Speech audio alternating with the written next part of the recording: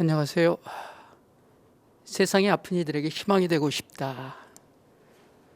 제 꿈이고 SNK의 꿈입니다. 그래서 저는 면역 신호 제어 기반으로 해서 자가 면역 질환, 염증성 질환을 개발하고자 하는 신약 개발 회사고요. 다음과 같은 순서로 말씀드리겠습니다. 인트로덕션. 이제 동영상인데 파일이 PDF라 시연은 안 되고 있어요. 고 최진실 딸이 루푸스로 고생을 하고 있다라는 지금 20대입니다. 전신홍반 루푸스는 대표적인 자가 면역 질환입니다. 피부 발진, 광과민성 혈관염 등으로 선진 7개국의 인원을 보면 한 500만 명 정도가 걸려 있고요. 우리나라도 한 30만 명, 주로 가임기의 젊은 여성이 걸립니다. 사망률도 5% 정도입니다. 글로벌 마켓은 한 현재 2조 4천억 원 정도 되고 있고요. 2025년에는 3조가 상회될 거라고 그러고, 현재 치료제는 이제 자가 면역 질환이라 특별한 약은 없습니다. 그냥 증상이 나타나면 뭔가 억제하는 그런 대증, 증상에 따른 요법을 쓰고 있는데, 문제는 루푸스 신염과 같은 중증 증상에는 여전히 효과 있는 약물이 없고요. 루푸스 전문 약물도 없습니다. 그럼에도 불구하고 발병률이나 사망률은 이 복잡한 환경 때문에 계속 증가하고 있는 상태입니다. 현재 루푸스 환자들한테 처리하고 있는 약물은 유럽 같은 경우는 항말라리아제인 하이드록시클로로킨을 사용을 하고 있고요. 우리나라 같은 경우는 그냥 스테로이드를 처방을 하고 있습니다. 물론 부작용도 많고 잘 듣지도 않고, 몇 년 전에 유일하게 미국 FDA에 벨리스타라는 항체 약물이 등장을 하긴 했는데, 미국에서만 해도 4만 불, 그리고 효과가 별로 좋지 않습니다. 그러다 보니까 국내에서는 보험수가 적용도 안 돼서 연간 치료 비용이 6천만 원 이상입니다. 그래서 약은 있으나 없는 상태입니다. 따라서 이 잘 듣지도 않는 이런 약물, 결국 루푸스 스피시픽한 그리고 저가로 공급 가능한 어떤 경구 약제가 이 unmet need로 필요하다. 그래서 저희들이 개발을 하기 시작을 했고요. 지금 루푸스 약이라고 알려져 있는 벨리스타라고 직접 비교를 해보면은 주사제고 우리는 알약으로 먹게 되고, 그다음에 이 벨리스타는 베프라고 해서 약간 다운스트림에 있는 것을 타겟팅하는데, 우리는 상위 신원을 타겟팅을 해서 효과가 더 좋을 것이다라고 예상을 하고 있습니다. 이제 그런 특성 때문에 이거는 항체 양성 환자군만 듣는데, 저희 약물은 양성, 음성 모두 다 듣고, 벨리스타는 6천만 원 이상인데 우리나라는 이렇게 계산해 봤더니 30만 원인데 후퇴어 싸게 받을 필요는 없겠죠. 그건 뭐 나중에 판단하기로 하겠습니다. 핵심 기술입니다. 앞서 말씀드린 것처럼 유전적, 환경적 소인에 의해서 세포가 파괴되면 노출되는 뉴클릭 애시드, 핵산들이 있어요. 그거를 톨라이크 리셉터라는 게 인식을 하고 타이반 인터페론을 만들고 베프를 만들고 T셀을 액티베이션 시키면서 생기는 것이 루푸스라고 알고 있습니다. 따라서 지금 타이반 인터페론 블락킹하는 약이 개발 중이고, 베프는 이미 나왔는데 효과가 없고, 이것도 지금 클리니컬 이렇게 트라이를 하고 있는데, 저희는 그 상위 신호인 톨라이크 리셉터를 억제하겠다는 이야기입니다. 뉴클릭 애시드, 핵산을 알아보는 톨라이크 리셉터가 4종류가 있는데 그 4종류만 스피시픽하게 저희 물질은 억제를 하고 있습니다. 그래서 우리가 생각하고 있는 툴을 블락킹하면 루푸스 치료제가 될까, 프루브 오브 컨셉을 증명하기 위해서 일단 저 엔도조말 톨라이크 리셉터, 핵산을 알아보는 톨라이크 리셉터 4종류를 억제하는 스피시픽한 약물을, 화합물을 개발을 했고요. 루푸스 LPR이라는 동물 모델인데 이제 스탠다드 모델이에요. 치료를 해봤더니 치료가 되더라. 우리가 생각하고 있는 게 맞구나. 그래서 컨셉을 규명을 했고요. 그다음에 모드 오브 액션도 규명을 하게 됩니다. 여러 가지 그 패스웨이 상에 있는 카이네이스들이 블락이 되고, 스피시픽하고 타겟에 달라붙고, 그리고 아래쪽에 있는 IL-17도 블락을 하고, 그래서 우리가 알고 있는 그 메커니즘으로 작동하는구나라는 것도 증명을 하게 됩니다. 이제는 선도물질 최적화 과정이 남아 있습니다. 그래서 쭉 이제 계속 합성을 하면서 테스트하고 좋은 걸 선별하고 다시 또 새로 디자인을 하고, 이건 컴퓨테이션을 사용을 하는데, 그래서 계속 진행을 하면서 과연 여전히 스캐폴드가 조금 바뀌어도, 구조가 조금 바뀌어도 효과가 있을까를 동물 모델로 테스트를 해보는데, LPR 모델도 인간이 래시라고 해서 얼굴이 빨개지는 증상이 루푸스의 외관적인 증상인데 이 치료가 그렇습니다. 그래서 보시면 얼굴이 빨갛죠. 치료가 되는 것 계속 규명하면서 개발을 하게 됩니다. 그래서 합성을 지금 여기는 8번째까지 했다고 했는데 사실은 9번째까지 했어요. 그래서 82개의 신물질을 만들었고 끊임없이 이제 인비트로 상에서 규명을 하면서 우리가 이제 알고 있는 하이드록시클로로킨이 이제 경쟁물질이라고 저희들은 가정을 했는데 이 경쟁물질 대비 테라피틱 인덱스를 계속 비교하게 됩니다. 그래서 지금 나눠드린 프린트물은 처음에 실험할 때 경우고 동물 실험할 때를 보면 동물 실험하면 아무래도 순도가 더 높아지고 그러다 보니까 이피커시가 더 좋습니다. 그래서 하이드록시클로로킨 대비 650, 1400%.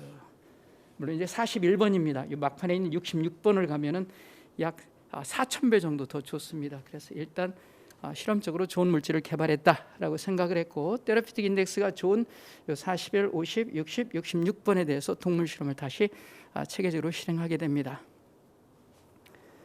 래시가 생겨요. 이게 루푸스 증상입니다. 하이드록시클로로킨은 60mg 정도를 처리해야 효과가 있다라는 보고가 있어서 일단 60을 처리를 했고 우리 물질은 효과가 좋은 걸 이미 알고 있으니까 절반인 30부터 시작을 합니다. 하이드록시클로로킨은 이게 좀 치료가 되는지 아직도 아픈지 약간 애매하지요. 아마 코비드-19 가서 얘가 이제 그 코비드-19에 사용된 약물인데 그때도 치료된다 안 된다 말이 많았는데 아마 약간 진보된 하이드록시클로로킨하면 치료되는 효과를 봤을 겁니다. 저는 그렇게 확신을 갖고 있어요. 따라서 저희 물질도 코비드 물질이라고 생각을 하고 코비드 실험을 여러 번 해보려고 했는데 다른 팀들에 밀려서 아직 전임상이나 임상을 못 들어가고 있습니다.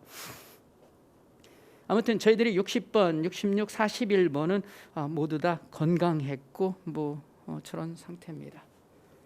그래서 일단 효과 있는 것을 입증을 했고요. 이제 PKBD 독성을 보게 됩니다. 그래서 우선 가장 우수했던 41번, 60번, 66번은 여기 40가지 팩터에 대해서 모두 다 데이터를 구했고요. 얼추 보시면 타겟에 대한 효과 좋았다. 그다음에 간 독성이나 유전 독성 없었다. 그다음에 이제 이 경구로 투여한 경우인데 AUC 체내에 존재하는 약물의 상존 기간도 적절했다라고 판단됩니다.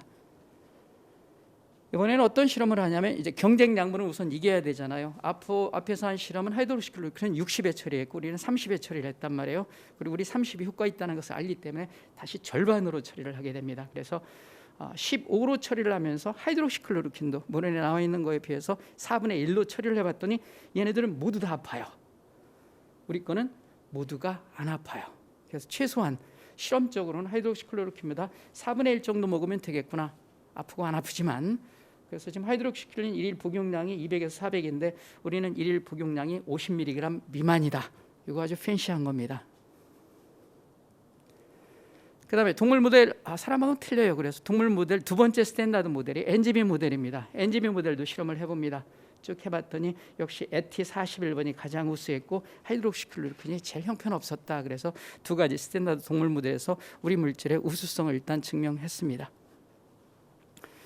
이번에 이제 임상으로 가다 보면 어떤 예측 못한 부작용이 있을 수 있잖아요. 그래서 이거는 인간의 유전자입니다. 인간의 카이네이스 약 500개가 있는데 이 500개를 우리 물질 41번이 어느 정도 영향을 주는지를 실험을 해봤습니다. 지금 수치를 보시면 다 100, 90 하나도 안 건든다는 얘기입니다. 그래서 아마 예측 못하는 부작용도 없을 것이다라는 데이터고요.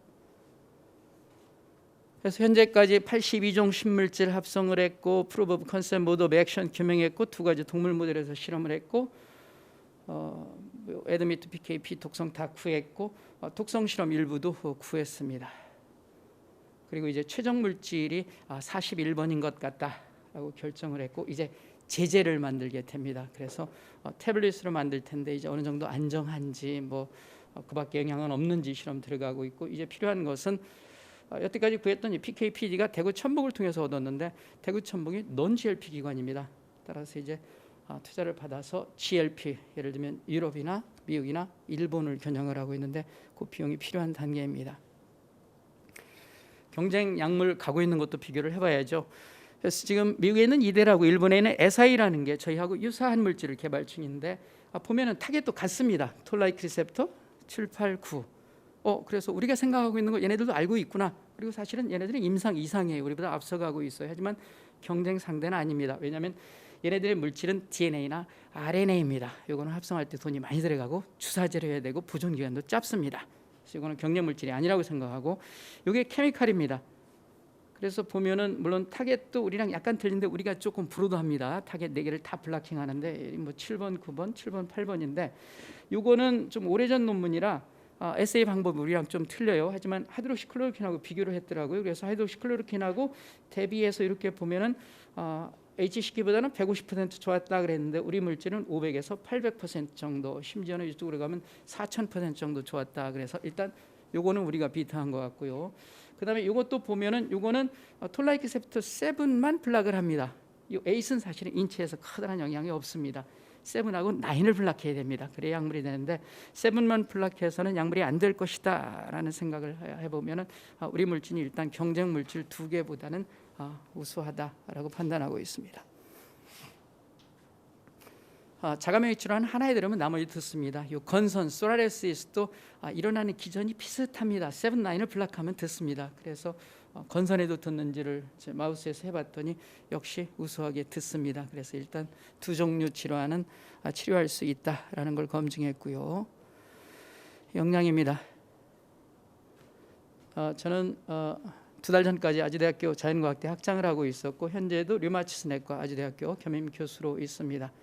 2013년도에 대한민국 학술원상을 받아서 저게 그때 당시 상금이 5천만 원인데 세금도 없어요. 그래서 그때 저 상금을 받고 전세해서 자기 집으로 옮겨갔습니다. 지금은 1억 원 준다고 그러네요. 저희 연구원들이고 최근에 뭐 좋은 논문 났다라는 뉴스 보도가 몇 개 있습니다.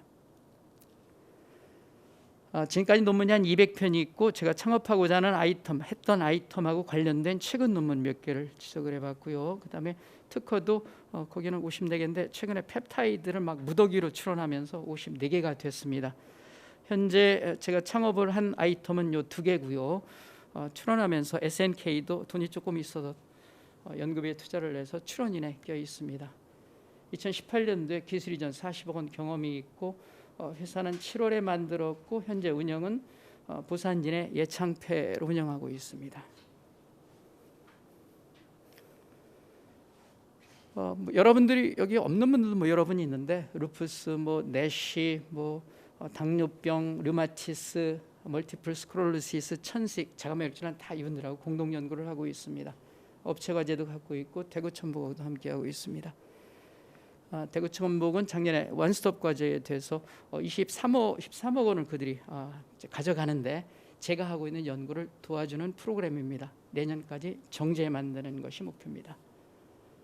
기업체 과제도 몇 개 갖고 있습니다. 동호약품, 환인제약, 프로고 이렇게 운영하고 있고요.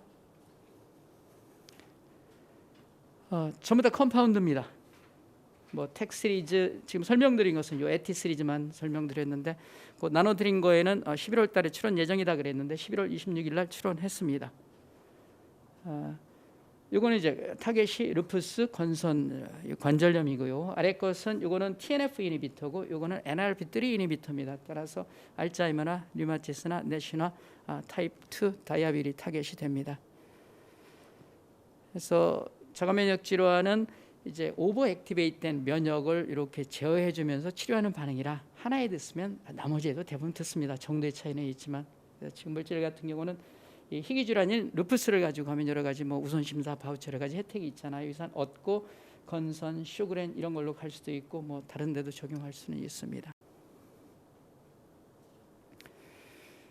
파이프라인인데요. 일단 루푸스를 1번으로 했고요. NLRP3 이니비터는 알츠하이머도 지금 신물질을 발견해서 뒤에 데이터가 좀 있긴 있습니다. 시간 관계상 못 보여드리고 TNF 이니비터도 있고 IL-1 베타 6 이런 것들이 계속 이어지는 파이프라인입니다.